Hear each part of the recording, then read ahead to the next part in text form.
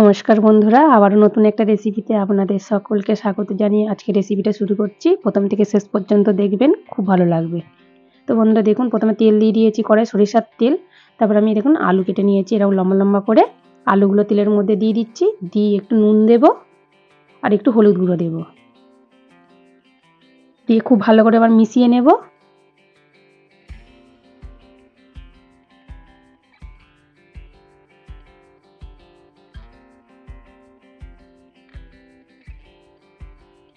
তো দেখুন বন্ধুরা, খুব ভালো করে নুন আর হলুদ আলুর সাথে মিশিয়ে নিয়েছি। নিয়ে এবার একটা আমি থালা ঢাকা দিয়ে দেব। থালা ঢাকা দিয়ে অল্প আঁচে এগুলো আমি ভালো করে ভেজে নেব, তাহলে আলুটা খুব তাড়াতাড়ি নরম হয়ে যাবে। তো বন্ধুরা দেখুন, কিছুক্ষণ পর আমি থালাটা খুলে নিচ্ছি। এবারে খুব ভালো করে একটু নাড়াচাড়া করে নিচ্ছি। তো দেখুন, এক পিঠ করে বেশ ভালো করে ভাজা হয়ে গেছে। আমি আরেক পিঠ করে উল্টে দিচ্ছি, যাতে ওই পিঠটাও খুব ভালোভাবে ভাজা হয়ে যায়।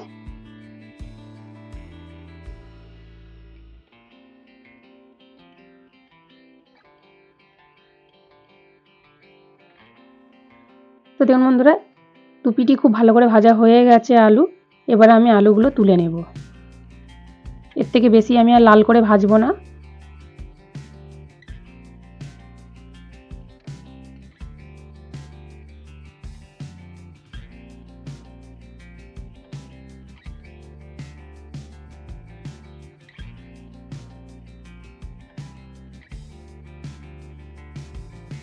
তো তারপর দেখুন বন্ধুরা, 3টে ডিম আমি সিদ্ধ করে নিয়েছি। ডিমেতে নুন আর হলুদ মাখিয়ে নিয়েছি, নিয়ে একটু হালকা করে নাড়াচাড়া করে ভেজে নেব।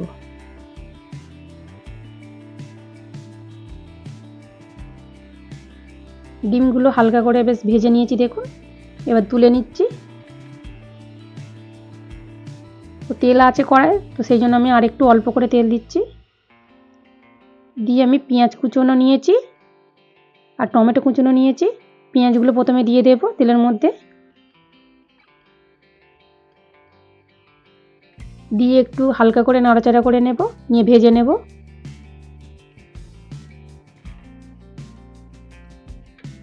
তো দেখুন বন্ধুরা, হালকা করে বেশ ভাজা হয়ে গেছে। এবার আমি আদা রসুন বেটে রেখেছিলাম, তো সেইটাই দিয়ে দিচ্ছি। দিয়ে এবার খুব ভালো করে ভাজা করে নেব পেঁয়াজের সাথে।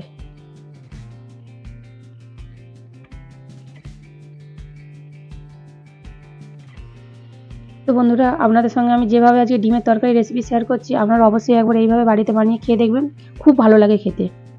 তারপর টমেটো কুচনো দিয়ে দিয়েছি, দিয়ে একটু ভালো করে নাড়াচাড়া করে নিচ্ছি।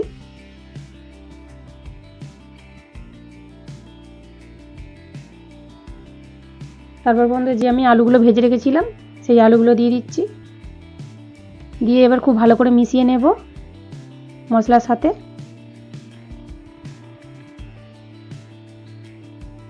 তো দেখুন, খুব ভালো করে মেশানো হয়ে গেছে। এবার এতে পরিমাণ মতো মানে স্বাদ মতো নুন দিয়ে দিচ্ছি। নুনটা যেহেতু আমি আলু ভাজার সময় দিয়েছিলাম, তো সেই জন্য অল্প করেই দিলাম।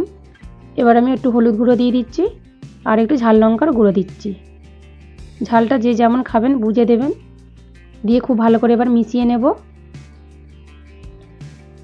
আর উল্টে পাল্টে খুব ভালো করে কষিয়ে নেব।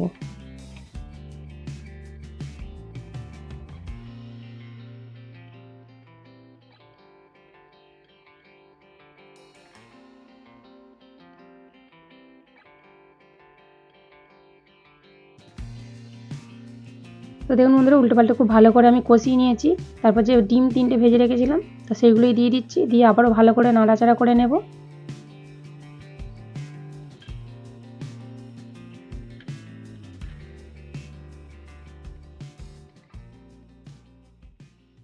তো দেখুন বন্ধুরা, ডিম আলু খুব ভালোভাবে মশলার সাথে কষানো হয়ে গেছে।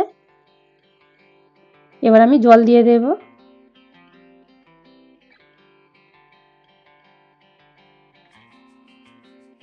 তো আপনারা বন্ধুরা এইভাবে একবার ডিমের তরকারি বাড়িতে বানিয়ে খেয়ে দেখবেন, খুব ভালো লাগে খেতে।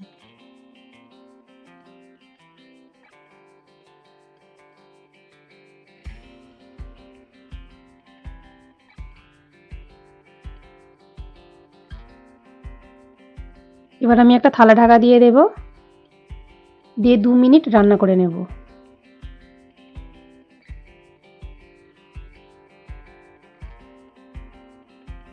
তো দেখুন বন্ধুরা 2 মিনিট হয়ে গেছে, আমি এবার থালাটা খুলে নিচ্ছি। খুব ভালো করে নাড়াচাড়া করে নিচ্ছি। আর আলুগুলো সিদ্ধ হয়েছে কি একবার দেখে নেব। তো দেখুন বন্ধুরা আলুগুলো পুরো গলে গেছে, খুব ভালোভাবে কিন্তু সিদ্ধ হয়ে গেছে।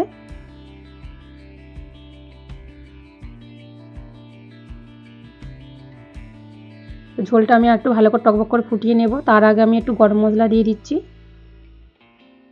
দিয়ে খুব ভালো করে গরম মশলাটা তরকারির সাথে মিশিয়ে নেব।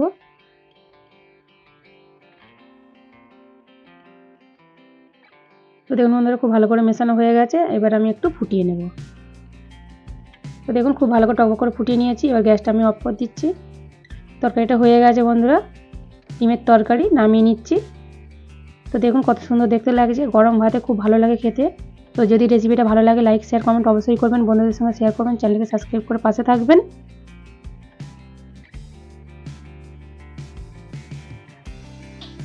তো দেখা হচ্ছে নতুন একটা রেসিপি নিয়ে, ততক্ষণ ভালো থাকুন, সুস্থ থাকুন, সাবধানে থাকুন।